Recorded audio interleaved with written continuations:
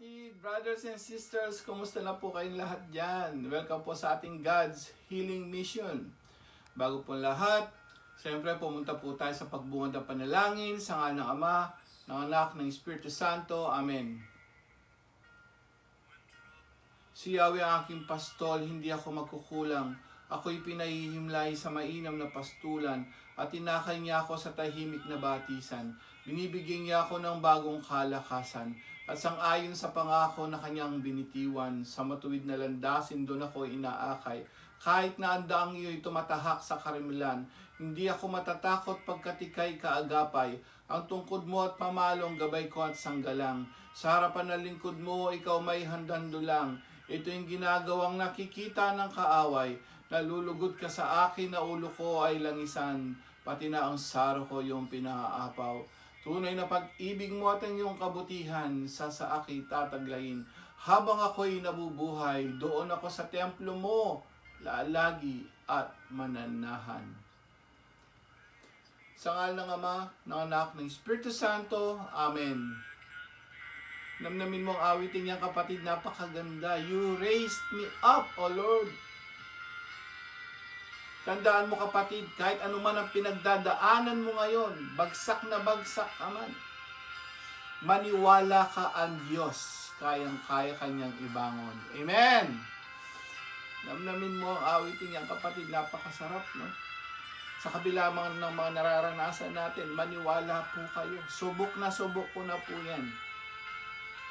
Unahin mo lang siya. Makinig lagi ng vlog niya. Yes, you raised me up, O Lord. Thank you, Lord. You raised me up.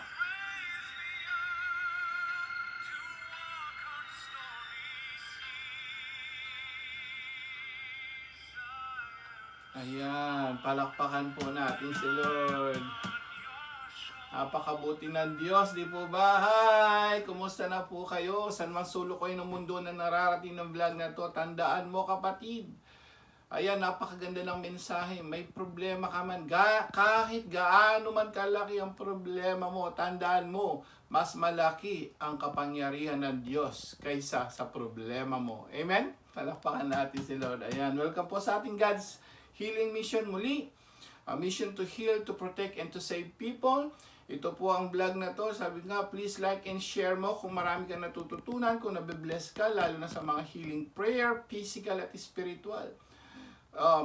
Tandaan po natin ang pinakapuso nito, sabi ko nga, lagi ay ang kaligtasan ng bawat isa. Sana po lahat po tayo, pagdating ni Jesus o sa huling paghukom, lahat tayo ay makarating sa langit. Amen! At siyempre, hindi yan matutupad, hindi yan magiging ganap kung wala kang pagsunod sa Diyos, pagsisisi, siyempre, pagpapakabanal, paglilingkod sa Diyos, sa kapwa at sa buo mong pamilya. Amen! Palakpakan po muli natin si Lord. Ayan, muli ito po ang lingkod, si Brother Angel Santos, your Catholic Church Defender at Catholic Charismatic Bible Preacher din po. Ngayon dito po sa YouTube ninyo. Amen? So, napakaganda po nito ang ginagawa natin dito. Kompleto pag-aaral ng salita ng Diyos at siyempre yung healing prayer sa lahat ng may mga kasakitan. Kung may kahilingan ka, totoo ako naniniwala dun. Physically, mentally, financially, at spiritually, ibibless ka ng blood ni Lord na ito. Amen? Palakpakan po natin si Lord. Yan. Ready na po ba kayo sa ating next topic? Napakaganda. Marahil nahihiwagaan kayo. Ano ba itong sinasabi ni Brad Angel? Meron ba totoong ganitong topic? Meron bang pinagbabawal ang Biblia na makinig sa ibang sekta? Hello? Di ba? So, ang topic natin ngayon, kasi ito nga ay napapanahon dahil sa dami dahil naka-lockdown last year pa, ang dami-dami pong mga iba-ibang relihiyon na naririnig natin sa TV, sa radio, at lalong-lalo na sa internet. Ngayon, ano ba talaga ang totoo? Sino ba ang totoo? At ito ba, ay lahat ba ng mga mangangaral na yan ay totoo? At sila ba yung legal at may authority? Hello? Yun po kasi ang pag-uusapan natin ngayon. Alam niyo po ba, our topic number 56, yan ang topic 56 natin, Alam nyo ba na bawal pala ng Biblia ang makinig sa ibang sekta? Amen? Nakakagulat ba? Yan ang sinasabi ko. Kaya nga sabi ko, please i-share mo to ha. Please like and share and click the bell button. Mag-subscribe po kayo for notification kasi para ma-updated kayo sa lahat ng mga vlog natin. Kasi yung vlog natin po, tandaan po natin ha. Lagi ko nga sinasabi, kakaiba ito dahil mayroon siyang mga salita ng Diyos ng kaligtasan at kumpleto siya ng healing prayer. Amen? Lahat po yon talagang puro blessings yon. From the Word of God, and at the same time, yung pray over ni Lord. Lahat po ng mga katuruan kung paano ang kaligtasan at paano gumaling sa karamdaman, kumpleto na po nandito sa vlog na to. Amen? Palakpakan natin sila. Ready na po ba kayo? So lahat ng mga, lahat ng mga kamag-anak nyo, anak nyo, apo nyo, please, tawagin nyo na sila. Makikinig na tayo ng mga salita ng Diyos. Sabi nga, di ba? Pahayag chapter 1 verse 3, mapalad ang nakikinig at tumutupad sa salita ng Diyos. Amen! So, nandito na tayo ngayon sa topic number 56. Totoo ba yan, Brad? Bawal, mayroon ba sa Biblia yan? May nagtanong sa akin, totoo ba yan? May binagbabawal ba ng Biblia na makinig sa ibang sekta? Yes! So, yung pen and paper nyo, i-ready nyo na para pag may nagtanong sa inyo, o kaya pwede nyo sabihin ito sa mga anak nyo na bawal sila makinig sa ibang sekta. Delikado. Those 1, chapter 1, verse 10 to 11. Malinaw po to word for word. Baka sabi ko, kakaiba ito. Ngayon lang natin naririnig to. Ito po ay ayon sa banal na kasulatan ha. Ulitin ko, only God can judge, not me. But God can judge through His Word. Nasa banal na kasulatan lahat ang sasabihin natin. Wala po ako sariling opinion dito. Nasa banal na kasulatan. Basa, 2:1 chapter 10 verse 11. Mismo si San Juan po ang nagsabi.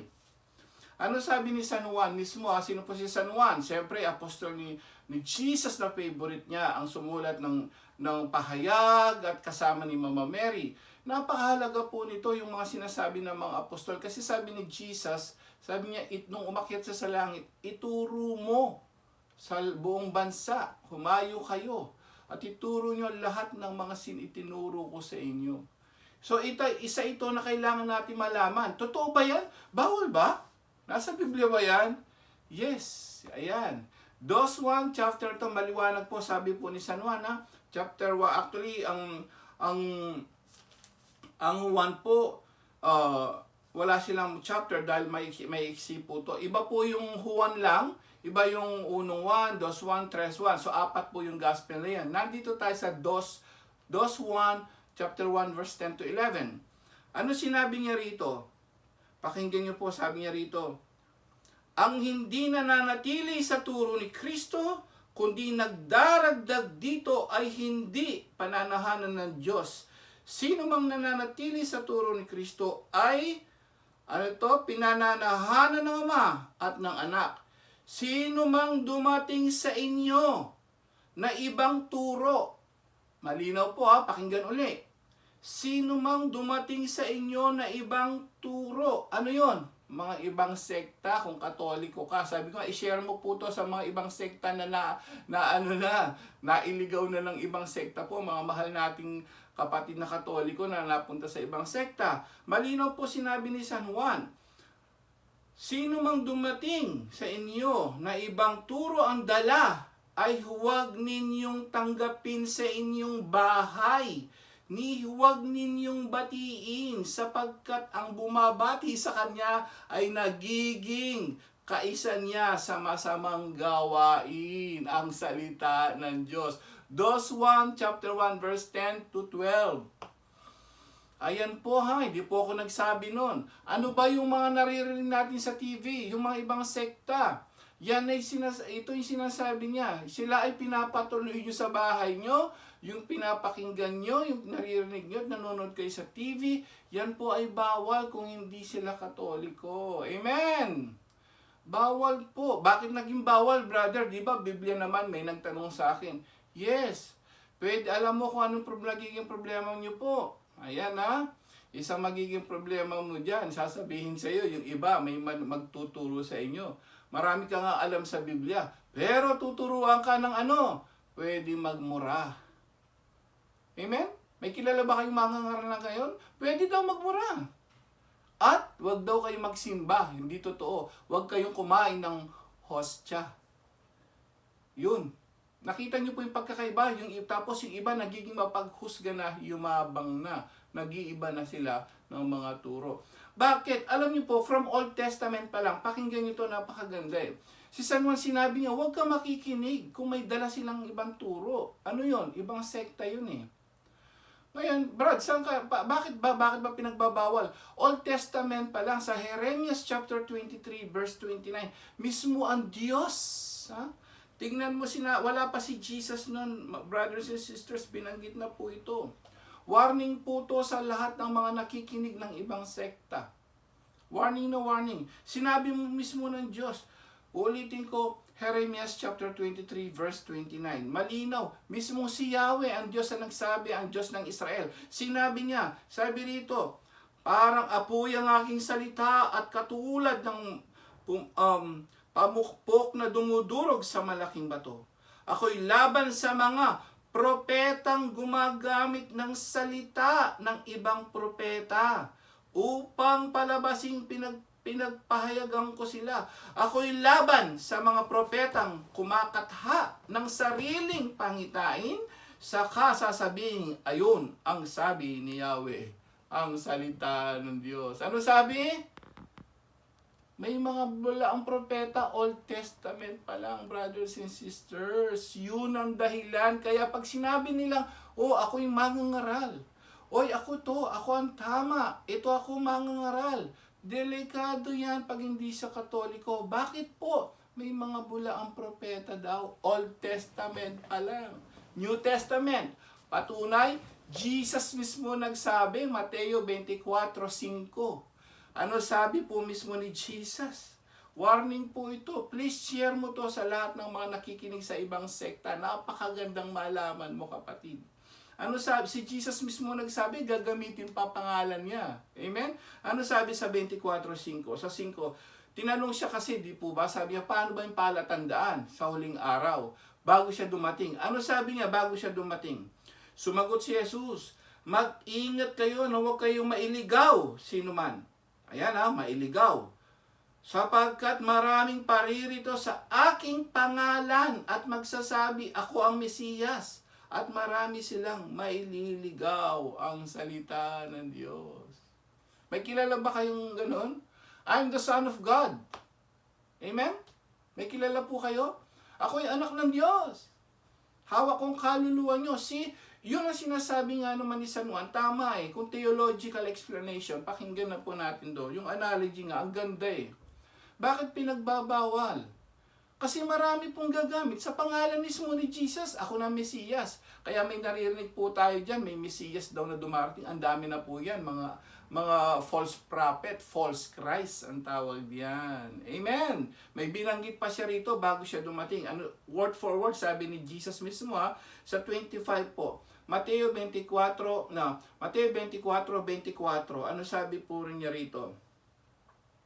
Sapagkat, ayan, bago daw siya dumating, may mga magpapanggap na Mesiyas at may mga lilitaw na mga bulaang propeta, magpapakita sila ng makagilagilalis na tanda at mga kababalaghan upang iligaw kung maari pati ang mga hinirang ng Diyos, ang salita ng Diyos. Salamat sa Diyos. Anong sabi ni Jesus mismo? Warning Sila po, marami po yan, kahit sa mga born again, yung naghihimala. Hello! Nagpe-pray over daw, gumagaling.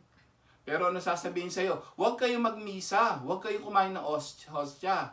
Patay tayo dyan. Amen! Yun ang pagkakaiba at matututo ng magalit kay Inang Maria. Matututo silang bastusin na si Mama Mary, lahat ng mga larawan ni Mama Mary, di po ba napansin nyo? Tatanggalin lahat yan, yung iba mamartilyuhin pa. Amen? Malinaw po yan. May sila, ito sabi niya, may mga false prophet po na mga talagang mag-ano sila ng mga himala, gagawa ng mga himala pa yan. Mga born again po, hindi Katoliko, ang dami yan. Amen? Yun ang dahilan. Kasi marami, hindi po lahat kasi. Eto na, Old Testament, Sinabi ni Father God, anak ng Diyos mismo, si Jesus sinabi. Pag-akit ni Jesus, may sinabi ba mismo? Mismo si San Pablo, wala na po si Jesus ha. Warning uli. Bakit bawal ang makinig sa ibang sekta? 2 Corinto, tingnan natin po ha. 2 Corinto chapter 11 verse 2 to 4. Si San Pablo, wala na po si Jesus. Binanggit niya rin to kung bakit. Napakagandang pagninayan po natin ito ha. 11, 2 to 4. Ano sabi niya rito? Sabi rito, nakadarama ako ng makadiyos na panibugho, tulad kayo ng isang malinis na dalagang pinagkatipan ko sa isang lalaki kay Kristo. Ngunit nag-aalala akong baka malason ang iyong mga isipan at malayo kayo sa tapat at dalisay na pananalig kay Kristo tulad ni Eva na nalinlang ng ahas. Tama, no? Malilinlang kayo, delikado. At tuloy, sabi po rito sa 4, sapagkat malugod ninyong tinatanggap ang sino mang dumarating at nangangaral ng ibang Jesus. Word for word po, nangangaral sila ng ibang Jesus.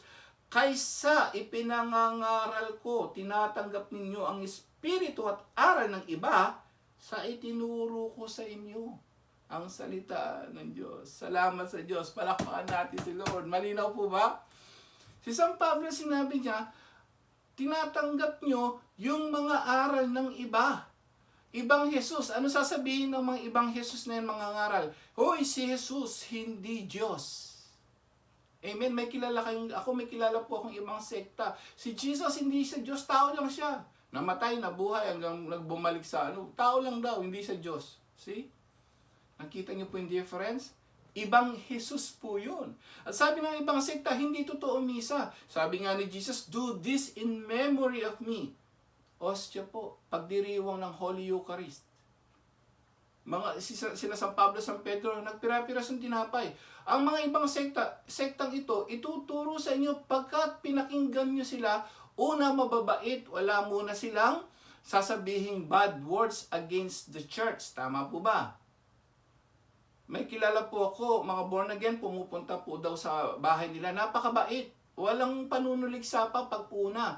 Later on po, pag nakukuha ka na, ayan na, tutuligsain na ang banal na misa. Amen? Ayan po Old Testament, sinabi ni Yahweh, ni God, ng Diyos ng Israel, may false prophet na. Jesus may false prophet na. Eto si San Pablo, sinabi mismo, magtuturo yan, ibang Jesus. Huwag tatanggapin. Amen. Palakpakan po natin si Lord. Huwag nating tatanggapin sila. Napakalinaw yan. Una si San Juan sinabi niya, ano sabi ni San Juan? Huwag kayong tatanggap ng ibang tao sa bahay ninyo na magtuturo ng iba. Sabi ni Father God, kasi may mga false prophet. Sabi ni Jesus, kasi may magtuturo na sila daw ang Mesiyas. Gagamitin ang pangalan ko. Kaya nga may kilala po ba kayo? Gagamitin ng Diyos. Iglesia ng Diyos. Amen? May gagamit Iglesia ni Kristo. Gagamitin si Kristo. Pero sasabihin nila, hindi Diyos si Kristo. Makikita niyo po yung sinabi rito. Sa Biblia po ito, wala po tayong, ito po ay walang personalan, walang pag-uusga, kundi ito po tayo nag-aaral. Ito po ay pagmamahal sa ibang sekta. Please, i-share mo to kapatid sa ibang sekta. Ito po ay pagmamahal, hindi po pag-uusga. Ayon sa banal na kasulatan. Amen? Tandaan po natin mahal natin ang mga tao. Yun lang aral nila, ang tinutuwid lang natin ngayon. Amen? Ngayon, ito naman tanong, Brad, sino naman ang dapat? Ayan, siyempre magtatanong, sino dapat mangangaral ngayon? Paano namin malalaman? Ito po, pakinggan nyo, napakaganda. Brad, paano po natin malalaman ngayon kung sino ba yung totoo? Ang Biblia, kompleto po Kaya lang, hindi lang naintindihan ng ibang sekta to, ang yayaman, ang tatalino, but they don't have the wisdom from God. Ang tawag doon, karunungan. Kasi ang lihim na panukala, mga kapatid, hindi lahat binibigay sa tao. Amen? Kaya nga may false prophet May mga mangangaral dyan, nagbasa, mag-interpret mag-isa, ayan na, tatayo na ng sarili nilang church. Tanong, mayaman na sila o hindi? Mayaman na. Hello! Ayoko mas husga, pero alam natin, wala naman yatang mahirap na pastor ngayon. Hello! Amen ba? May mahirap bang pastor na leader ng relihiyon? May naghirap? Wala eh. Lahat halos mayaman yata. Di po ba? May mga building na, billionaire. Ang daming nakalagay sa Biblia, gagamit sa kanyang pangalan, yung mayaman, ginagamit ang relihiyon. Totoo po, biblical lahat yan. Pinagpauna na ng Jesus yan at mga apostol. Ngayon, sa ino ba nakalagay, Brad? Tingnan natin, Old Testament uli. Sino ba dapat pakikinggan? Malachias chapter 2 verse 7. Tagalog pa lang ha, tandaan po natin ha, sa Tagalog pa lang ang sasabihin natin. Malachias chapter 2 verse 7. Sino ba ang dapat pakinggan? Sino ba yung messengers of God? Si brother ba? Si ministro ba? Si pastor ba? Tignan natin kung nasasabihin ng Diyos. Anong sinasabi ng authority? Ang sabi po rito, tignan nyo sa dating Biblia o sa ibang Biblia. Sabi ng Diyos mismo, tungkulin ng mga pari na ituro ang tunay na kaalaman tungkol sa Diyos. Sila ang dapat sangguniin ng mga tao tungkol sa aking kalooban, sapagkat sila ang mga sugo ni Yahweh na makapangyarihan sa lahat. Ang salita ng Diyos. Salamat sa Diyos. Sa ibang salin po sa atin, sacerdote. Ang akala ng ibang sacerdote, akala nila sila sacerdote. Ang sacerdote, ibig sabihin po nun, pari sa Tagalog. Sacerdote is a Spanish word. So, hindi naiintindihan ng ibang sekta. Doon pa lang magkakaproblema ka na. Pag lumapit sa iyo, hindi siya Katoliko, hindi galing sa pari ang turo niya, or hindi pari, matakot na kayo. Ano sabi rito in English? Pag binasa niyo Malachi chapter 2 verse 7 sa English, alam mo sabi niya, priests are the messenger of God. Amen! Palakpakan natin si Lord. Malinaw, mayroon pa ba sinasabi? Old Testament pa lang yun. Tingnan natin sa New Testament. Mismo si San Pedro. May sinabi ba? Si San Pedro mismo may sinabi. Sino ba ang mga talagang messengers of God, ang mga nagahari sa iglesia ng Diyos o iglesia ni Kristo na naging Katoliko? Catholic Church, sa Church ni God. Sino ba talaga? Unang Pedro chapter 2 verse 9. Tingnan natin po dito, unang Pedro chapter 2 verse 9, napakalinaw na sinabi po rito. Mismo si Apostol Pedro nagsabi, ngunit kayo ay isang lahing pinili, mga maharlikang pari. Uulitin ko mga maharlikang pari, isang bansang hinirang, bayang pag-aari ng Diyos, pinili upang magpahayag ng mga kahangahangang ginawa niya. Siya ang tumawag sa inyo mula sa kadiliman, patungo sa kanyang kahangahangang kaliwanagan. Ang salita ng Diyos. Malinaw po ba? Pari na naman. Priests are the messengers of God. In Englishin mo to, napakaganda. Yung mga hinirang nila daw, they are the priests. Royalty. Pari po ha. Wala pong ibang binabanggit sa Biblia na messenger niya. Ayan na. Brad, paano yung mga apostol? Pari ba sila ang tawag sa mga apostol? Kasi sila mismo ang sinugo ng Diyos, apostol, di po ba? Ang pagkakalam ng iba, apostol lang, hindi daw pari. Eto na, akala nila hindi totoong pari yung mga apostol. Apostol Pablo, apostol lang ba siya o pari din? Tingnan uli natin sa Biblia mismo sa Magandang Balita Biblia o kahit anong Biblia yan. Ano po sabi sa Roma mismo, chapter 15 verse 16. Sino ba si San Pablo? Isang ordinaryo lang bang apostol? Tingnan natin kung ano si San Pablo. Yung mga apostol ba, anong tawag sa kanila? Basa, tingnan natin sa 16. Ano sabi rito? Sabi mismo niya, 15:16 chapter 15, verse 15 to 16, Roma. Gayunman sa sulat na ito, sabi po ni San Pablo, naglakas loob akong paalalahanin kayo tungkol sa ilang bagay. Ginawa ko ito dahil sa kagandahan loob ng Diyos sa akin upang maging lingkod ni Kristo Jesus at gumanap ng tungkulin gaya ng isang pari sa mga hentil. Ipinapangaral ko sa kanila ang magandang balita ng Diyos upang sila ay maging handog na kalugod-lugod sa Kanya. Dahil sila ay ginawang banal ng Espiritu, ang salita ng Diyos. Anong sabi ni San Pablo? Siya ay pari. Amen! Palakpakan po natin si Lord. Napakaganda, ano po? Sino lang ang messengers of God talaga? At sasabihin ng mga iba, ay mga pare, may ibang masasama. Yes, kahit noon pa may mga masasama. Pero tandaan natin, yung paring salitang yan ng mga pinuno ng simbahan ng Diyos, hindi po nawala yan hanggang sa panahon ng mga apostol. Old Testament to New Testament, mismo si Jesus tinatawag siyang highest priest. Amen? Jesus is the highest priest. Apostol, they call them also priests. Yun ang magiging problema kung nandiyan ka man, ibang sekta ka, nakikinig ka ngayon, tingnan mo ako kapatid. Kung nasa ibang sekta ka, malinaw po ang nakalagay sa Biblia. Priests are the messengers of God. Old Testament pa lang. Ang daming yan. Puro sacerdote, levita, sila yung mga pari. Sa Tagalog, pari. Basahin mo ang lahat po ng English version ng mga Biblia nyo, priest lagi ang nakalagay. Sacerdote kasi in English priest. Tagalog pare. Sacerdote is a Spanish word. Kaya nalilito yung iba, akala nila sacerdote hindi pare. No. Pari po yon. Priest. So sila lang po. Kaya kung ibang sekta ka, mag-isip-isip ka na po ngayon, mahal ka ng Diyos, kaya nga dapat malaman mo ito. Ang mga messengers of God, biblical, sila po ay pari. At ang maliwanag dito, tanong, may obispo ba? Bakit obispo? Yes, biblical may obispo na. Pari, obispo. Sino po ang saan mo mababasa ang obispo? Gawa chapter 20 verse 28 sa dating Biblia o ibang Biblia. Obispo. Sa ibang salin po, elder. Pero ito, obispo word for word, ha? Pari, obispo lang, ha? Hindi si brother, si pastor. Pari. Basa, tingnan natin ano nakalagay dito. Maliwanag sabi rito sa Gawa chapter 20 verse 28.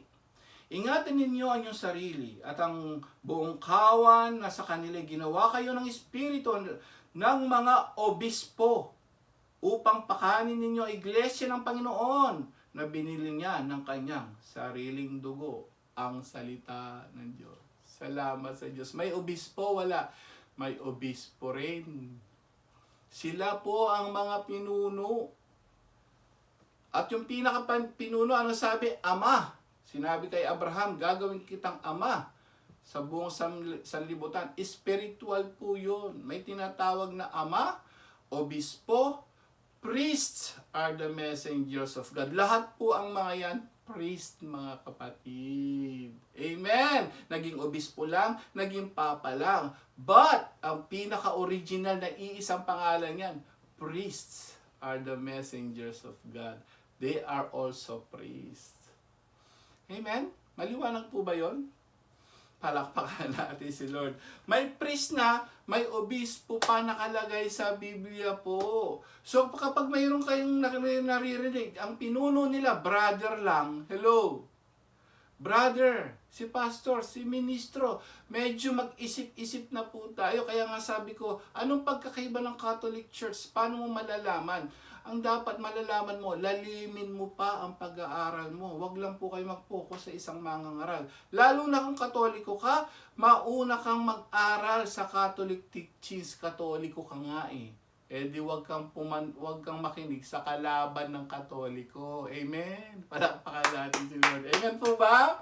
Ayan, may natutunan. Kagaya na sabi ko, actually si San Pedro din, warning po, winarningan din tayo. Mga bula ang propeta, sabi mismo sa San Pedro naman to nagsabi, kanina ang Diyos, bulang propeta, si Jesus, si San Pablo. Ngayon, si Apostol Pedro, word for word, ang ganda na sinabi niya. 2 Pedro chapter 2, tignan natin verse 1 to 3. Ito po, ayan, galing mismo kay Apostol Pedro, kaya delikado po ang makinig sa ibang sekta. Ano sabi dito mismo ni Apostol Pedro sa chapter 2 verse 1 to 3. Ano sabi rito? Dito na tayo mag-jump na tayo sa 2. Gayunman, marami rin sa 1 tayo. Nung una, lumitaw sa Israel ang mga bulaang propeta. Alam ni Apostol Pedro po may bulaang propeta na. Okay? Kaya wag niyo sabihin ng mga pagbinasahan ka ng mga talata at sasabihin ganito, ganon, hindi sila priest, pwedeng magbula ang propeta yon. Amen? Bula ang priest yun. Ngayon, ang sabi rito mismo, noong una pa lang, lumitaw na sa Israel ang mga bula ang propeta. Sa inyo naman, may lilitaw na mga bula ang guro. Ayan word for word po. Gagamitin nila ang kautusan, ang pagtuturo ng mga aral na makasisira sa inyong pananampalataya. Ayan, word for word. Itatakwil nila ang Panginoon na nagligtas sa kanila. Kaya't biglang darating sa kanila ang kapahamakan. Tama, no? Itatakwil ang Panginoon. Yung iba nga ayaw maniwala kay Jesus. Totoong nangyayari hindi. Yung iba, hindi daw Diyos si Jesus. Yung iba, hindi daw kailangan yung hostya na katawan, hindi daw katawan ni Jesus yun sa banal na misa. Tama o hindi po?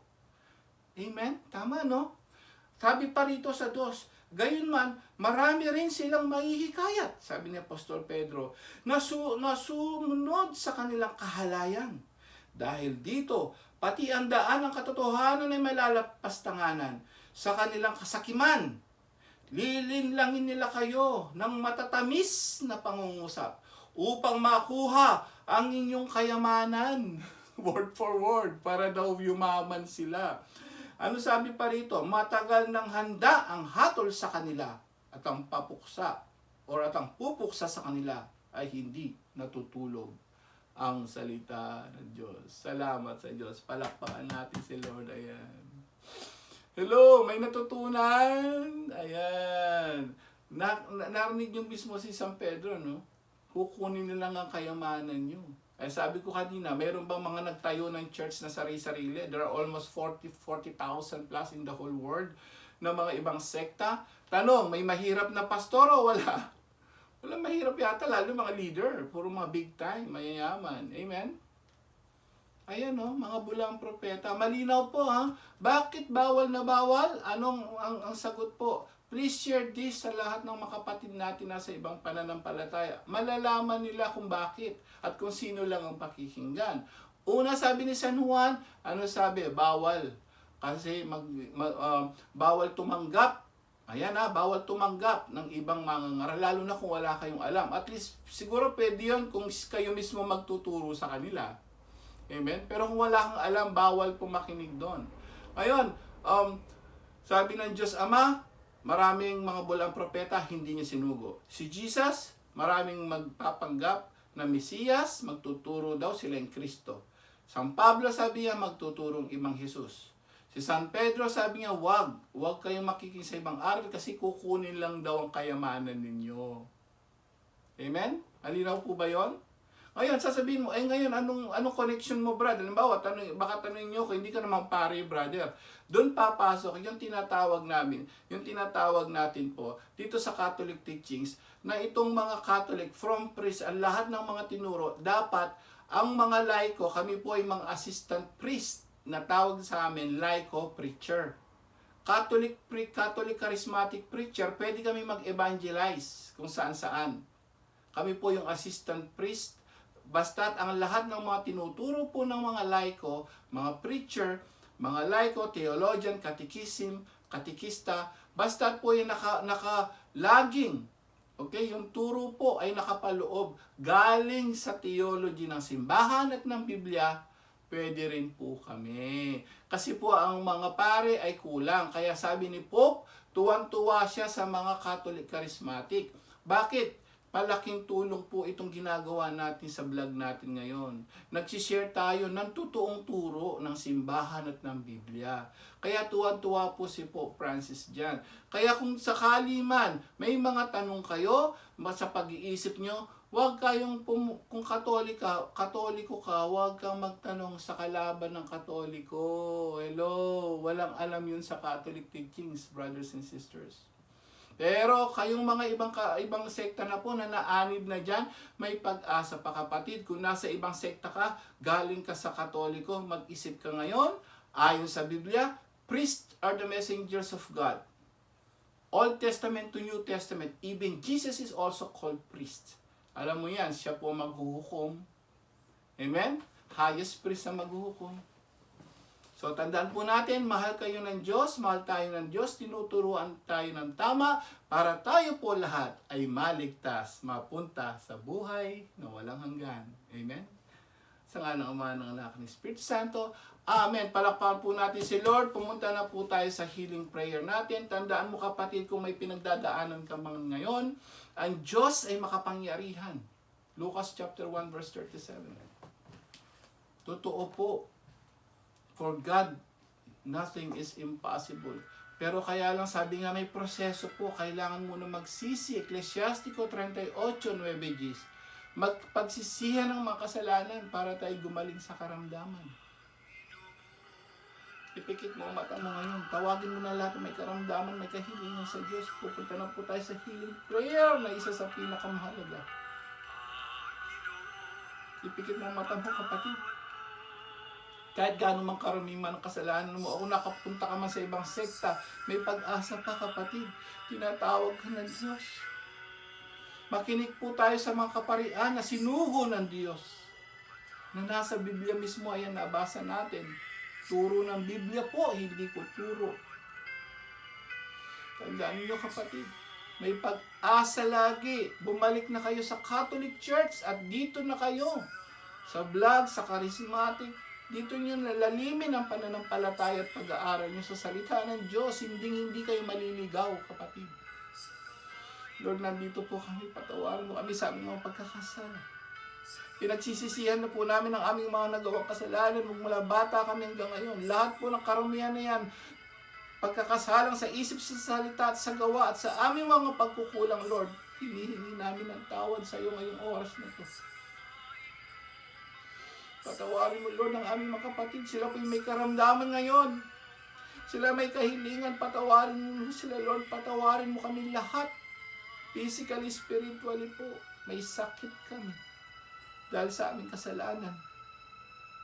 Patawad, Lord. Patawad, Lord. Linisin mo ang aming puso at kaluluwa ngayong oras na to. Kami nananampalataya, nandito ka.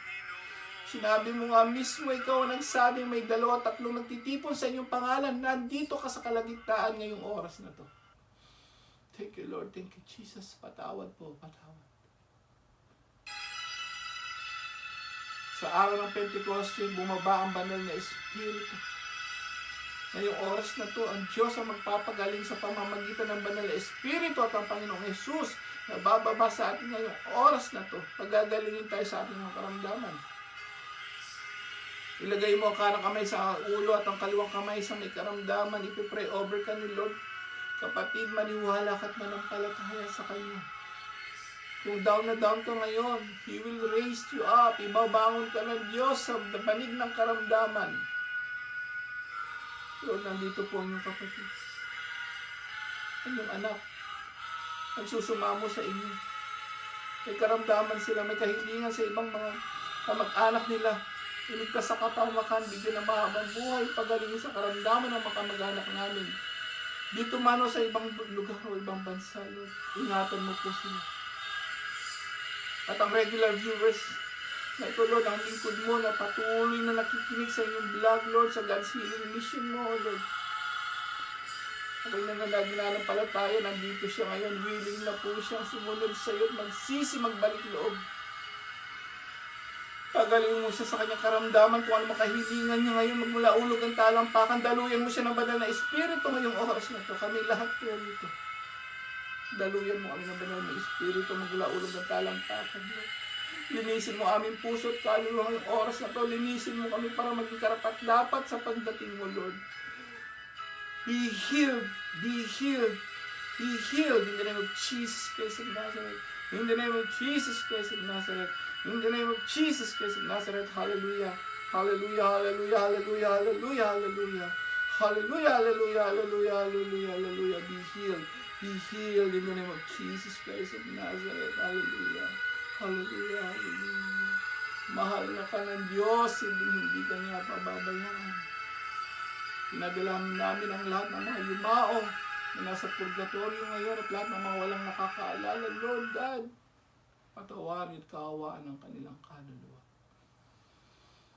Kung may naramdaman ka ngayon na parang mainit o malamig, ganun pa na Espiritu, totoo, gagawa siya ng instrumento para ikaw ipagalingin sa iyong karamdaman, kapatid.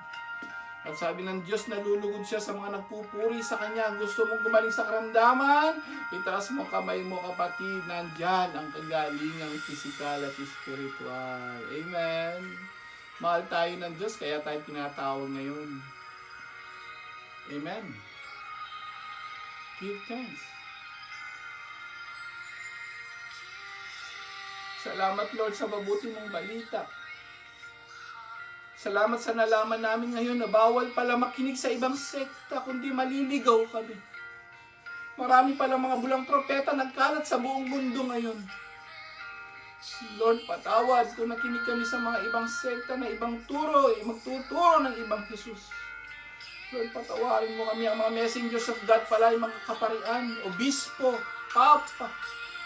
Lord, salamat sa mga kabutihan niyan, mabuting mong balita ng kaligtasan. Salamat, Lord, nalaman namin ang katotohanan. Thank you, Lord. Thank you, Jesus. Salamat sa buhay, sa kalakasan. And now, yes, Lord. Thank you, Lord. Malakas na kami. Malakas ka na, kapatid. Pinalakas ka na ng Diyos na buhay. We are rich in God's love. Hindi ka pababayaan. Material man yan, financial man yan. Hindi tayo pababayaan. Hindi ka gugutumin, kapatid. Hindi ka niya bibigyan ng malalang sakit. Basta ikaw ay tapat na lingkod sa Kanya. Maniwala ka. Thank you, Lord. Thank you, Jesus. Yes, we are strong. Thank you, Lord. Thank you, Jesus. Yes, Lord. Give thanks to the Lord our God. Salamat, Lord. Salamat sa buhay, sa kalakasan, sa kinakain namin. Buhay pa kami at kaligtasan namin sa COVID-19. Thank you, Lord. Thank you, Jesus. At salamat, Lord. Maraming salamat. Palakpakan po natin si Lord. Yan. Ayan, please, sabi ko nga, kung may natutunan na naman tayo, nakakaiba, i-like and share mo to. Lalong-lalo na po sa mga ibang sekta, ha. Mahal po namin kayo. Mahalin ang kapwa. Pero yung aral lang dito ang itutuwid natin sa mga tao dahil maraming manliligaw ng mga bulaang propeta. Amen? Sino po ba ang gusto malaman ngayon sa huling araw? Sino ba talaga ang magpipreach? Gusto mo bang malaman? Kapatid, itaas mo ang kamay mo ngayon. Sinong gusto makaalam na sino ba talaga? Ngayong panahon na to, huling araw. Old Testament, priest daw. New Testament, Jesus, priest, sabi niya. Si San Pablo, mga apostol. Book of Revelation, nakalagay po kasi ito yung huling araw. Sino ba talaga ang mga preach na maghahari sa buong mundo? Si brother ba, pastor ba, ministro? Basa, tingnan natin, Pahayag chapter 5 verse 9 to 10. Napakalinaw po nito. Ito po ay huling araw kung sino ba dapat pakikinggan at maghahari. Napakalinaw rito. Si San Juan po nagpakita sa kanyang anghel ng Diyos at sinabi niya kung sino maghahari. Sabi rito, ikaw ang karapat dapat na kumuha ng kasulatang nakalulon at sumira ng mga tatak niyon, sapagkat pinatay ka at sa pamamagitan ng iyong kamatayan ay tinubos mo. Ayan, para sa Diyos ang mga tao. Ito daw po ay si Jesus. Mula sa bawat lipi, ayan wika, bayan at bansa, ginawa mo silang isang liping maharlika at mga pari para maglingkod sa ating Diyos at sila'y maghahari sa lupa. Ang salita ng Diyos. In English, God's priests will reign in the whole world. Hindi po ibang mangangaral. Amen? Sa ngalan ng Ama, ng Anak, ng Espiritu Santo. Amen. Don't forget to subscribe and click the bell button. Tandaan po natin para mas marami pa tayong video na mapapakinggan para sa ating mga Catholic teachings at sa mga kaligtasang salita ng Diyos. Amen. God bless us all and see you on next vlog. Bye po.